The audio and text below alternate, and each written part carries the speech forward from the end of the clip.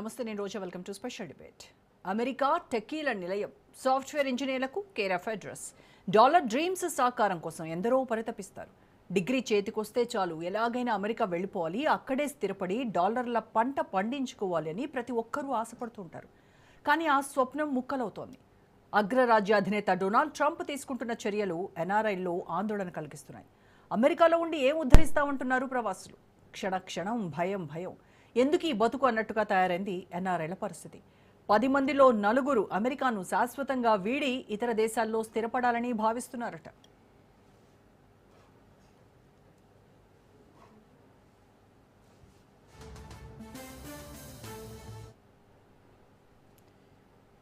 ఒకప్పుడు అమెరికాకు వెళ్లడం చాలా మంది భారతీయుల కల.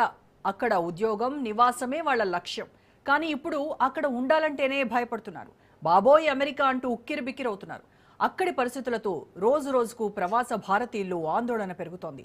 యుఎస్ఏను వదిలి వెళ్లిపోవడానికి సిద్ధమంటున్నారు 40% మంది.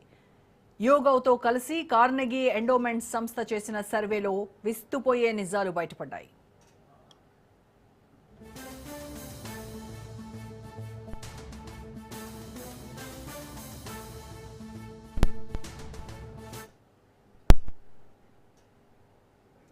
ప్రస్తుతం 52 లక్షల మంది ఎన్ఆర్ఐలు అమెరికాలో నివసిస్తున్నారు. అయితే ట్రంప్ రెండోసారి పగ్గాలు చేపట్టిన తర్వాత భయాందోళన చెందుతున్నారు.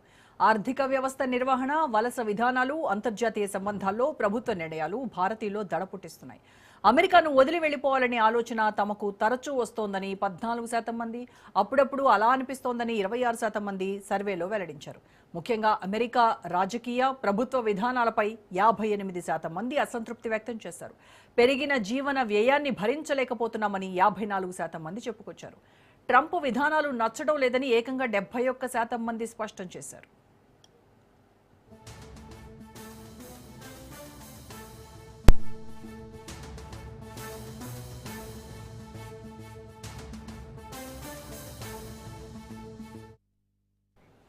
కొద్ది రోజులుగా ఇండో అమెరికన్ సమాజంలో రోజు రోజుకు ఆందోళన పెరుగుతోంది. రాజకీయ, ఆర్థిక, సామాజిక ఒత్తిళ్ల కారణంగా 40% మంది ఎన్ఆర్ఐలు అగ్రరాజ్యం నుంచి శాశ్వతంగా వెళ్లిపోవాలని ఆలోచిస్తున్నారని కార్నెగీ నివేదిక తెలిపింది.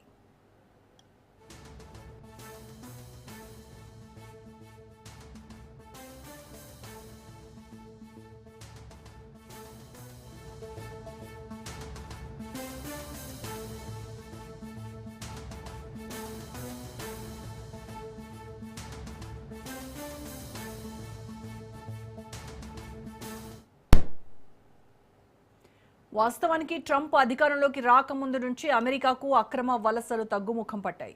ఆయన పవర్లోకి వచ్చాక చట్టబద్ధ వలసలు భారీగా తగ్గాయి. H-1B వీసాలపై ఆ ప్రభావం తీవ్రంగా కనిపించింది. $1,00,000 ఫీజు అమల్లోకి వచ్చాక వీసాల కోసం కంపెనీల పిటిషన్లు 87% తగ్గుముఖం పట్టాయి. అలాగే అక్కడి నేతల జాత్యహంకార కామెంట్లతో భారతీయులు కుంగిపోతున్నారు.